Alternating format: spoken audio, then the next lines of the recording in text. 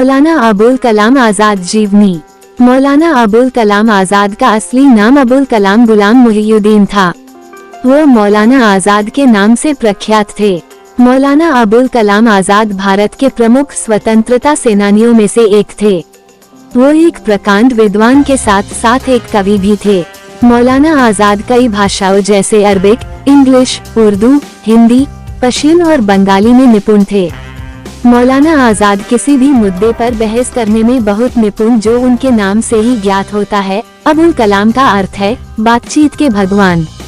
उन्होंने धर्म के एक संकीर्ण दृष्टिकोण से मुक्ति पाने के लिए अपना उपनाम आज़ाद रख लिया। मौलाना आज़ाद स्वतंत्र भारत के प्रथम शिक्षा मंत्री बने। राष्ट्र के प्रति उनके अमूल्य योगदान के लिए मौलाना अबुल कलाम आज़ाद को मरणोपरांत 1992 में भारत के सर्वोच्च नागरिक सम्मान भारत रत्न से सम्मानित किया गया। मौलाना अबुल कलाम आज़ाद का जन्म 11 नवंबर 1888 को मक्का में हुआ था।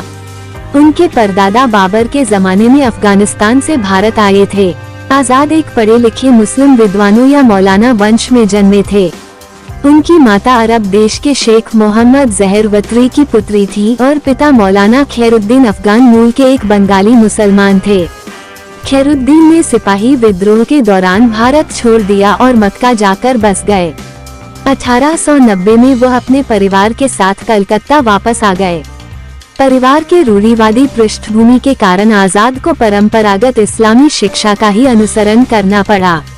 शुरुआत में उनके पिता ही उनके अध्यापक थे, पर बाद में उनके क्षेत्र के प्रसिद्ध अध्यापक द्वारा उन्हें घर पर ही शिक्षा मिली। आज़ाद ने पहले अरबी और फारसी सीखी और उसके बाद दर्शन शास्त्र, रेखागणित, गणित और बीजगणित की पढ़ाई की।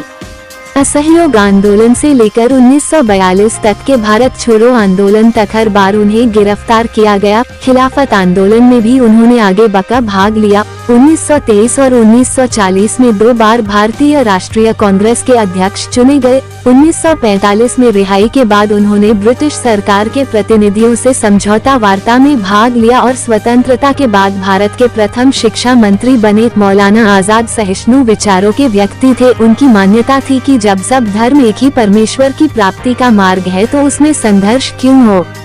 अबुल कलाम बड़े प्रभावशाली वक्ता और उर्दू भाषा के उच्च कोटि के लेखक थे। उनकी पुस्तकें उर्दू गद्य का आदर्श मानी जाती है। अंग्रेजी में भी उन्होंने खास महत्वपूर्ण लेखन किया। इंडिया विंस फ्रीडम इस दृष्टि से उनकी उल्लेखनीय कृति है। राष्ट्रीय जीवन की मुख्य धारा के समर्थक मौलाना आज़ाद देश की मिली जुली संस्कृति के उदाहरण थे। 22 फरवरी 1958 को मौलाना अबुल कलाम आज़ाद का निधन हो गया। आज़ाद अंग्रेजी हुकूमत के खिलाफ थे। उन्होंने अंग्रेजी सरकार को आम आदमी के शोषण के लिए जिम्मेवार ठहराया। उन्होंने अपने समय के मुस्लिम नेताओं की भी आलोचना की, जो उनके अनुसार देश के हित के समक्ष सांप्रदायिक हित को तरजीह दे रहे थे। अन्य मुस्लिम नेताओं से अलग उन्होंने 1905 में बंगाल के विभाजन का विरोध किया और ऑल इंडिया मुस्लिम लीग के अलगाववादी विचारधारा को खारिज कर दिया। उन्होंने ईरान, इराक, मिस्र तथा सीरिया की यात्राएं की। आज़ाद ने क्रांतिकारी गतिविधियों में भाग लेना आरंभ किया और उन्हें श्री अरबिंदो और श्याम सुंदर चक्रवर्ती जैसे क्रांतिकारियों से समर्थन मिला। आज़ाद की शिक्षा उन्हें एक दफातर किरानी बना सकती थी, पर राजनीति के प्रति उनके झुकाव ने उन्हें पत्रकार बना दिया। उन्होंने 1912 में एक उर्दू पत्रिका अल हिलाल का सूत्रपात किया। उनका उद्देश्य मुसलमान युवकों को क्रांतिकारी आंदोलनों के प्रति उत्साहित करना और हिंदू मुस्लिम एकता पर बल देना था। उन्होंने कांग्रेसी नेताओं का विश्वास बंगाल, बिहार तथा बम्बई में क्रांतिकारी गतिविधियों के गुप्त आयोजनों द्वारा जीता। उन्हें 1920 में रांची में जेल की सजा भुगतनी पड़ी। जेल से निकलने के बाद वे जलियांवाला बाग हत्याकांड के विरोधी नेताओं में से एक थे। इसके अलावा वे खिलाफत आंदोलन के भी प्रमुख थे। खिलाफ तुर्की के उस्मानी साम्राज्य की प्रथम विश्व युद्ध में हारने पर उन पर लगाए हर्जाने का विरोध करता था। उस समय ऑटोमन पर काबिज थे और इस्लाम के खलीफा वही थे।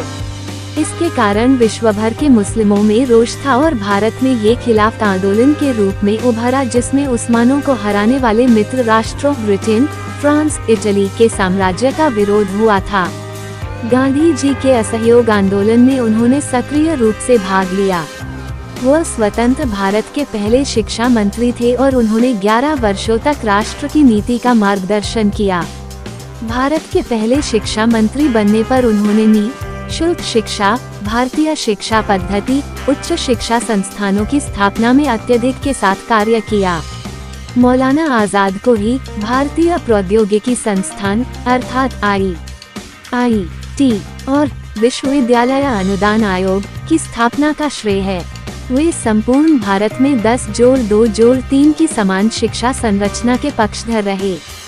यदि मौलाना अबुल कलाम आज जिंदा होते तो वे निःशुल्क शिक्षा के अधिकार विधेयक को संसद की स्वीकृति के लिए दी जाने वाली मंत्रिमंडलीय मंजूरी को देखकर बेहद प्रसन्न होते।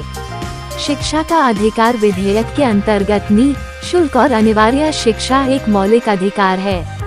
उन्होंने शिक्षा और संस्कृति को विकसित करने के लिए उत्कृष्ट संस्थानों की स्थापना की। उन्होंने संगीत नाटक अकादमी 1953, साहित्य अकादमी 1954 और ललित कला अकादमी 1954 की स्थापना की। 1950 से पहले उनके द्वारा भारतीय सांस्कृतिक संबंध परिषद की स्थापना की गई। केंद्रीय सलाहकार शिक्षा बोर्ड के अध्यक्ष होने पर सरकार से केंद्र और राज्यों दोनों के अतिरिक्त विश्वविद्यालयों में सार्वभौमिक प्राथमिक शिक्षा, 14 वर्ष तक की आयु के सभी बच्चों के लिए निःशुल्क और अनिवार्य शिक्षा, कन्याओं की शिक्षा, व्यावसायिक प्रशिक्षण, कृषि शिक्षा और तकनीकी शिक्षा जैसे सुधारों की वकालत की। 1956 में उन्होंने अनुदानों के वितरण और भारतीय विश्वविद्यालयों में मानकों के अनुरक्षण के लिए संसद के एक अधिनियम के द्वारा विश्वविद्यालय अनुदान आयोग UGC की स्थापना की। तकनीकी शिक्षा के मामले में 1951 में अखिल भारतीय तकनीकी शिक्षा परिषद खड़गपुर की स्थापना की गई और इसके बाद श्रृंखलाबद्ध रूप में मुंबई, चेन्नई, कानपुर और दिल्ली में IIT की स्थापना की गई। स्कूल ऑफ प्लानिंग और वास्तुकला विद्यालय की स्थापना दिल्ली में 1955 में हुई।